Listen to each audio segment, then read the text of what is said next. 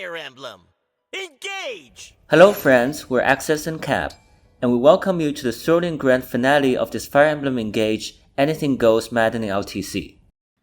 As XS promised last time, we will be showcasing a unique LTC pace clear that you have never seen before. But before we get to that, we thought it'd be fun to show the state of the Somniel after it has been ravaged by our abuse of the Ancient Well. First of all, let's talk about ingots. As a reminder, we have rigged our dogs to always sniff out silver ingots at the end of every chapter. Over the course of this playthrough, our hardworking pups have dug up 73 silver ingots for our consumption. Despite all of their hard work, we still had to clean out Princess Tamara's stock at the flea market, leaving just 116 steel and 1 silver remaining out of a total stock of 350 steel and 15 silver. Of course, such lucrative spending was only possible due to the free items we got from the well. After all is said and done, we end our playthrough with just 1,120 iron, 4 steel, and 1 silver ingot remaining in the storehouse. Including the ingots from the DLC and those found during post-map explorations, we used a grand total equivalent of 221 silver ingots throughout this run. Now, let's go over boosters and SP books. I'll be here. As a reminder, due to our amazing Ancient Well luck, we have received a full set of boosters after every single chapter since chapter 11 by dropping in 5 stars worth of items. In the end, we have 4 robes, 4 drops, 3 wings, 4 shields, and 13 talismans remaining, leading to a total usage of 106 boosters for the playthrough. And finally, we have a measly 1300 in SP books remaining after all of our flexing in the previous chapters. Once again, thanks to the well, we have been receiving 1700 SP worth of books after every chapter since chapter 7. Our final SP book usage totaled to 30,600 SP throughout the run. With all of that out of the way, let's go to another world and flex our excessive spending on Sombron. As we go into the final battle, let's welcome some new faces and new looks onto the team.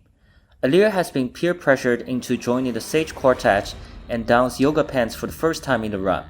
Chloe remains a warrior and receives a Korin engraved Revenge +5 at the cost of 44 silver ingots. She has also ingested 2 robes, our final 3 spirit dust, as well as the boots from past Alir to cap all of her stats except for build. Green really is her color. Citrine goes back to Bow Knight for some extra power, and Kagetsu has reclassed to Thief to put the Syncadea from the previous chapter to good use. Along with Alir, Mavir, Vale, and Bunei also grab a pair of yoga pants each, forming a diverse Sage quintet with the original Sage Lord Diamond. Sephir must have read online that Kagetsu was a good unit, because she has copied him by reclassing into Thief as well. Looks like there's going to be some competition for the legendary dagger.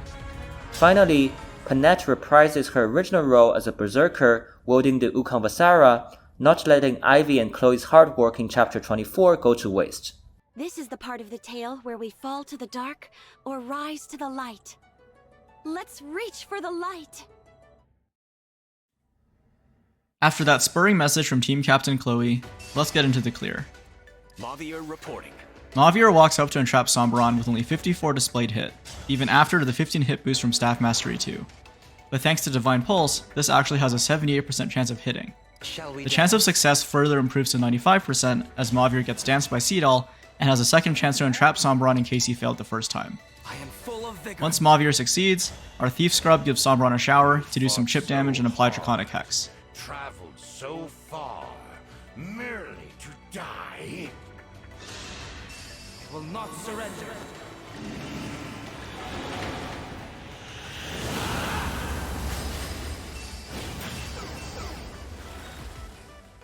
Next, Chloe moves forward and absolutely decimates Sombron with Arid Bar, giving him no chance at all. This kill gets Chloe to level 5, where she learns the warrior class skill Merciless and also gains 1 point of build. I must say this is a very impressive level up, considering that her other stats are all capped already. But Merciless is the true prize, as it will allow Chloe to deal 50% more damage to broken enemies. Citrine moves forward to join the party before the Sage Lord Goddess dances to refresh Chloe, Citrine, and potentially Malvir. No hesitation.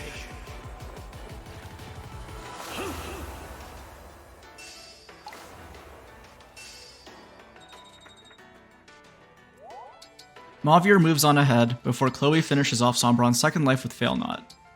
Some of our units' movements may seem a little weird here, but this is because we want to properly place everyone before finishing off Sombron, as our units' ending positions in Phase 1 will determine their starting positions in Phase 2.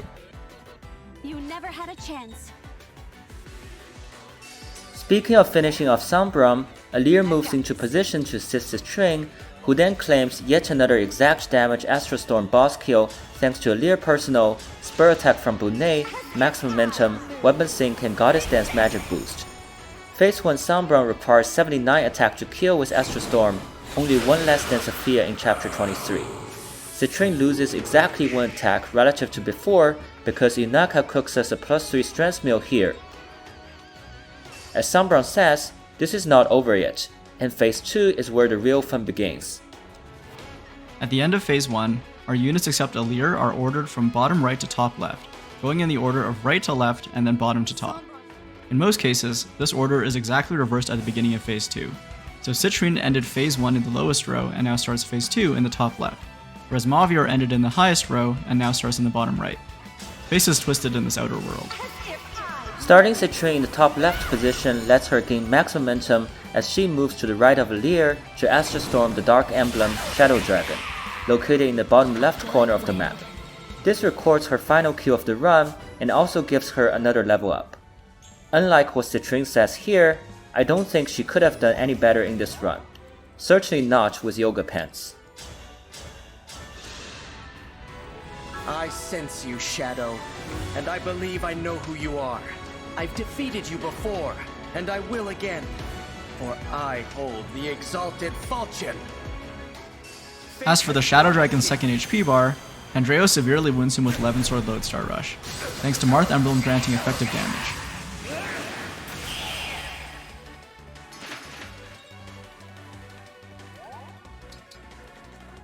After using Engage Plus on Ivy, Alir finishes off Medius, and then Ivy gets +4 to all stats and an extra 2 magic from Attuned. Some of you may know that Cab and I both did FE12 LTCs before getting to Engage. Now that we have defeated the only Dark Emblem whose name we can recognize, let's not bother with the others and simply go kill Sombron. To start, Bunei rescues Alir back and canters 1 up. This will allow a few of our units to benefit simultaneously from Alir personal and spur attack. The first unit to attack Sombron is Thief Kagetsu. Wait a sec, Excess, is Kagetsu so weak that he only deals 1 damage per hit even with 14 Might Leaf engraved Syncadea? Kagetsu is certainly weak, but to be fair, Sombron is getting 85% damage reduction because only one of his 4 shells is broken.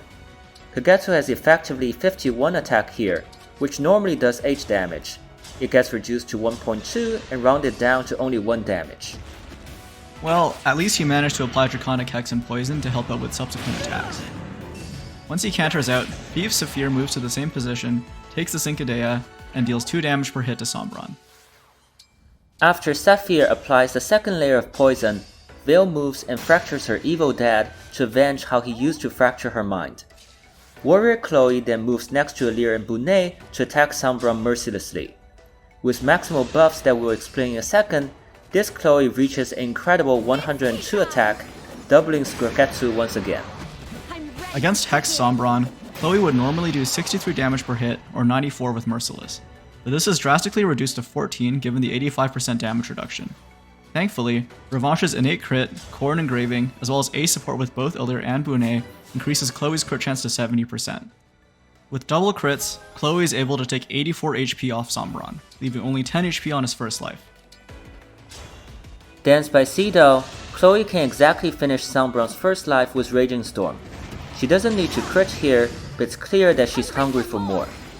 We'll then do something similar to Sombron's second HP bar, with Malvir applying Fracture and Chloe double critting for 84 damage.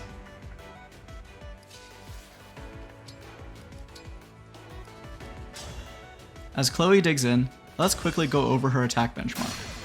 With capped 44 strength as a warrior, +3 from Yunaka's Meal, +5 from Edelgard Emblem, +7 from Weapon Sync Plus, +22 from Core and Engraved Revanche +5, +7 from Lunar Brace, +4 from Axe Power 2, +3 from Alir Personal, +2 from Spur Attack, +2 from Chloe Personal, and +3 from Poison, Chloe reaches effectively 102 attack.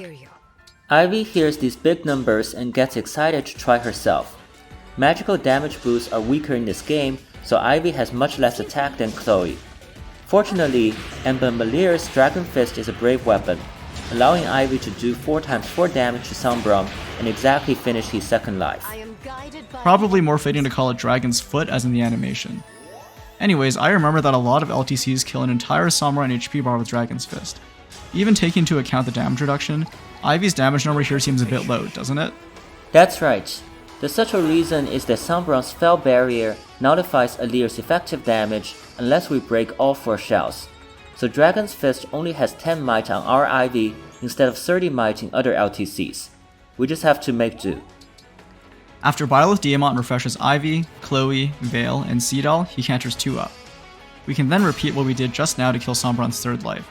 Hortensia fractures him, followed by Chloe's double crits and Ivy's quadruple kicks. Thanks to Staff Mastery 2 and Divine Pulse, these fractures all have at least 92% chance to hit. It's worth noting that Phase 2 Sombron is not immune to chain attacks, regardless of how many of his shells are broken. But any chain attack on him gets reduced to a flat 2 damage with only 30% chance to hit. Because of this, killing him with chain attacks alone is possible, but to do it in 1 turn would entail an abysmal chance of success that's probably lower than this entire playthrough. Thank you, Divine One. For Sombron's final HP bar, Seedal dances Chloe one last time. At this point, Ivy no longer has an action, so we need to make up for her 16 damage. Taking advantage of adjacent Diamant, Chloe can use Houses Unite Plus on Sombron to deal 11 damage without losing her action. On my way. Let's do this! That's it. Strategy in motion. Let's see you dodge this!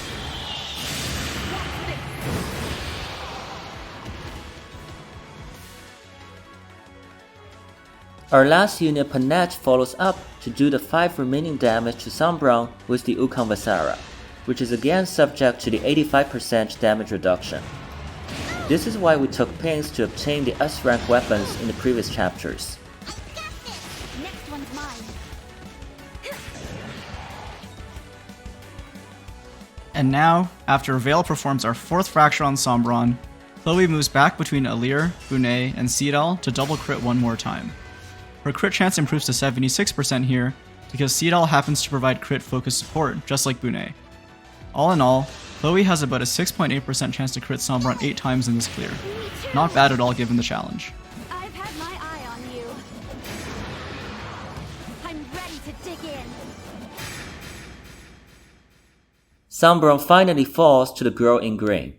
That's chapter 26 cleared in 1+1 turns, and Fire Emblem Engage Maddening mode cleared in 47 turns total. Relative to the turn floor of 40 turns on normal mode, we lose 2 turns in chapter 1 and 1 turn each in chapters 2, 5, 6, 7, and 14. As explained in the video description, these differences are inevitable due to higher enemy stats and not having access to retain XP. We are not aware of other possible turn saves, but if you have any thoughts about that, please let us know. We want to thank everyone watching for following our playthrough, and we hope that you had as much fun watching as we did in making this series. As we display turn counts and battle data, we'll also answer some questions from our viewers. Godlicker Tepic 4523 asks, what sparked your interest in LTC? Well, for me, and like many others I'm sure, it was watching Dondon 151's Elite LTCs. The perfect blend of pacing and interesting commentary on game mechanics and strategy made those such a joy to watch, even for a casual player. I eventually started a blind FE12 LTC for fun, which is how XS and I met. I also started with FE12 LTC after I beat that game 2 to 3 times. It's interesting because I mostly learned from Gradivus, who does not commentate but instead writes detailed video descriptions. So naturally, between the two of us, Cab is better at commentating while I'm better at logging things. Back to the question though, I got interested in LTC because I realized how each map can be approached like a math problem, which I enjoy solving. But across multiple maps, there's also a complex resource allocation problem. For FE12, this usually involves planning out the limited usage of rescuing against staves for the entire playthrough. For Engage, this is more about XP management towards some key benchmarks in chapters 13, 17, 19, and 22. Untable PC 5913 asks, what are your respective favorite Engage characters? The obvious answer for this playthrough is Team Captain Chloe, who carried almost every single chapter on her back. Ivy is also just such a crazy unit that's super fun to use, and she single-handedly made our chapter 22 clear possible. My last pick would be Citrine. I was amazed at just how far we could take her Astrostorm shenanigans, which is a testament to how broken of a game this is. She had a perfect 100% kill rate in this playthrough, which we'll see later in the credits. I completely agree with those as the top 3 units for this run. Outside of this playthrough, I think Anna is really good, especially so for challenge runs. And contrary to popular opinion, I don't even think she is that bad for LTC. In a run that I'm doing with some others, we hope to show that Anna can totally carry and achieve very good turn counts. That other guy 6413 asks, how would you rank the emblems from best to worst? I think it depends on the context. In a more casual playthrough, I can imagine that Lucina's Bounded Shield is one of the most game-breaking mechanics. For LTC purposes, Byleth and Micaiah are no doubt the best emblems, followed by Lyn. Of course, Edelgard is also really strong if DLC is allowed. The worst emblem for LTC is probably Roy, because it has low availability and mostly gives stats, which can be compensated for in various ways. Gaius, Tullius, Catalyst, and that other guy 6413 both ask, of all the chapters in this LTC, what were each of your top 3 and bottom 3? XS and I would certainly agree that chapter 22 was the most fun to plan for. We spent about 5 days envisioning each unit's movement path and ran into a bunch of unexpected challenges, including the stubborn Meteor Sage and the inexplicable Sniper and Mage Knight in the bottom left. Even now, we still don't understand why the Thoron Mage Knight is unwilling to suicide into Ivy. But it was a sweet realization that we could overcome his AI quirk with Goldmary's personal skill. By the way, our initial 2-turn clear had a few crits, and we found ways to remove all of them over the course of several months. Goes to show how much we love this clear to make it perfect. Our second favorite would be chapter 19. 6 HP bars to kill on Miasma plus Marnie's holdout made a 1-turn clear seem completely out of reach, so I'm glad that we didn't give up and eventually figured it out. It ends up being very cool that Chloe happens to have cleared the way, even though we didn't expect it to play a role. Another reason I like the chapter 19 clear is that it uses a number of rescue boosts, which are prevalent in FE12 LTCs but pretty rare in Engage. The third pick for our favorite chapters in this run would be less obvious. Chapter 17 is very epic, and I think Cab would probably rank it third. But I'm a little biased toward chapter 4. It seems natural after the fact, but at the time it was a very unexpected turn save. I still remember when we came to the idea of using the Sword Flyer near the boss as a counter target for Clan to enter the boss range.